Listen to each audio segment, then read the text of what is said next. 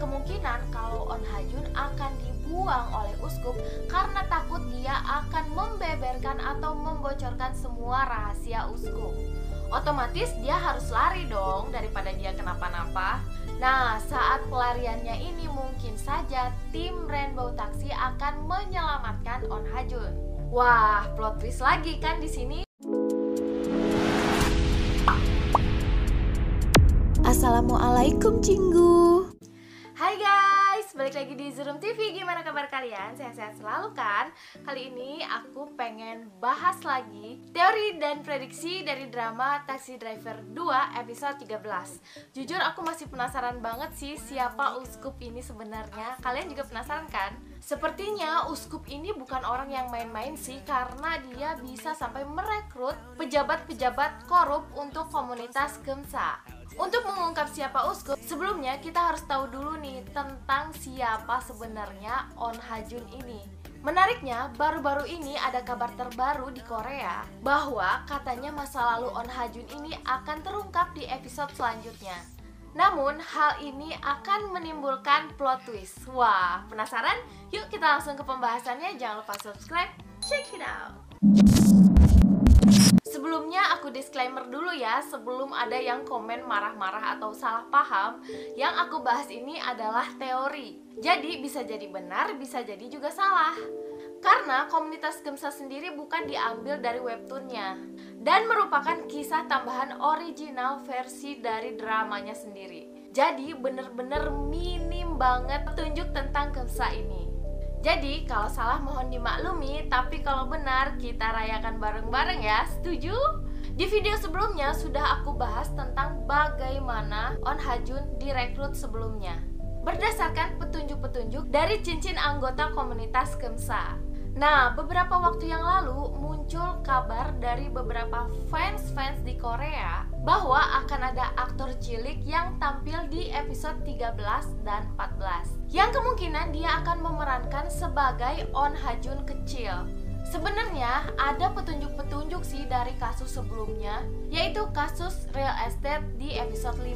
Masih inget nggak awal kasus itu kan? Saat tidak sengajanya On Ha-jun, Kim Do-ki, dan Go-eun melihat Soyeon. Petunjuk pertama di situ On Ha-jun menjelaskan kenapa dia sangat pandai memilih rumah, karena dia sering berpindah-pindah dari umur yang sangat muda. Petunjuk kedua, On Ha-jun menemui Soyeon seorang diri dan dia membawakan baju untuknya. Ini aneh sih, kalau niat hati dia untuk hanya mengambil hati Rainbow Taxi, dia akan melakukan itu di depan para anggota Rainbow Taxi. Minimal adalah satu anggota yang melihat, sedangkan ini tidak ada sama sekali. Bahkan dia terlihat sangat tulus memberikan pakaian baru itu untuk Soyeon, sampai-sampai memotongkan label harga di baju barunya. Petunjuk ketiga, On Ha-jun kaget ketika dia melihat stiker di kantor Rainbow Taxi bahwa Rainbow Taxi akan membantu melindungi dan menjaga anak-anak. Di situ dia bertanya, "Wah, kita punya itu di sana." Namun, kamera di situ sepertinya fokus kepada ekspresi On Ha-jun. Seperti yang ingin menggambarkan, seandainya dulu ada tempat yang seperti ini, mungkin dia tidak akan terlantar.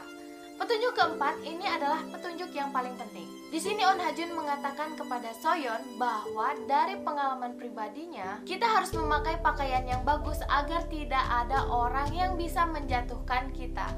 Wah, berarti dari sini bisa disimpulkan kan kalau On Ha-jun ini punya pengalaman buruk di masa kecilnya. Dari semua petunjuk ini, aku akan mencoba membuat teori dari masa lalu On Ha-jun. Kemungkinan besar On Ha-jun mengalami masa kecil yang sangat-sangat buruk, di mana sepertinya dia kehilangan orang tuanya di umur yang sangat-sangat muda.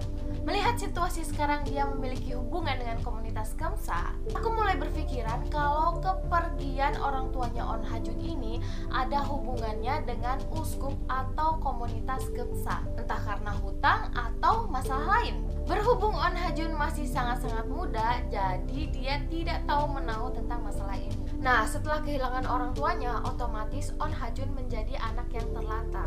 Dari situ dipungutlah On Ha-jun oleh uskup dan dibesarkan dari kecil sebagai prajurit komunitas Gemsa.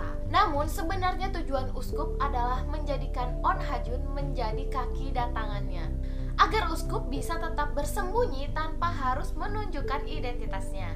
Sedangkan karena uskup ini harus terus-menerus menyembunyikan identitasnya, jadi dia harus selalu berpindah-pindah tempat. Itulah mengapa On Ha-jun jadi pandai memilih tempat tinggal. Dan akhirnya semakin bertumbuhnya kekuasaan uskup, diangkatlah On Ha-jun sebagai penghubung antara uskup dan para anggota lainnya.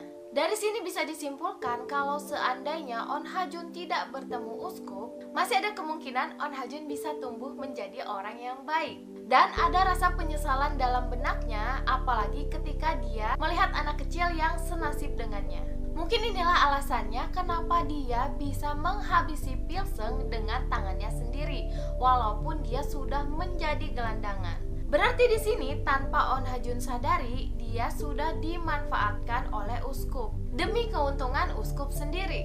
Penentuannya kemungkinan adalah pada saat On Ha-jun dan Kim Do-ki bertarung.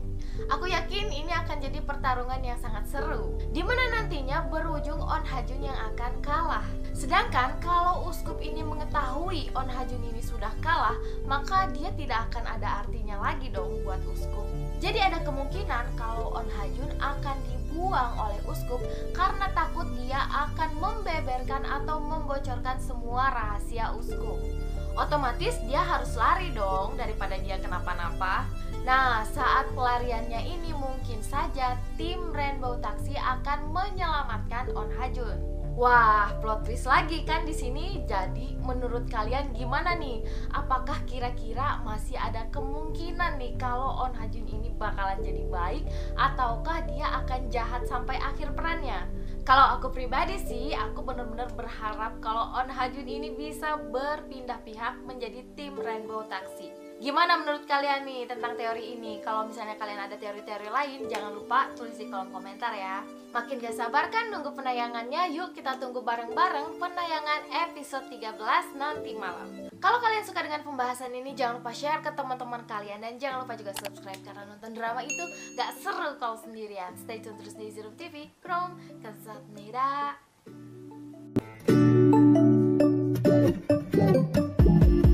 When I wake up, I feel cozy, yeah. Can you hold up?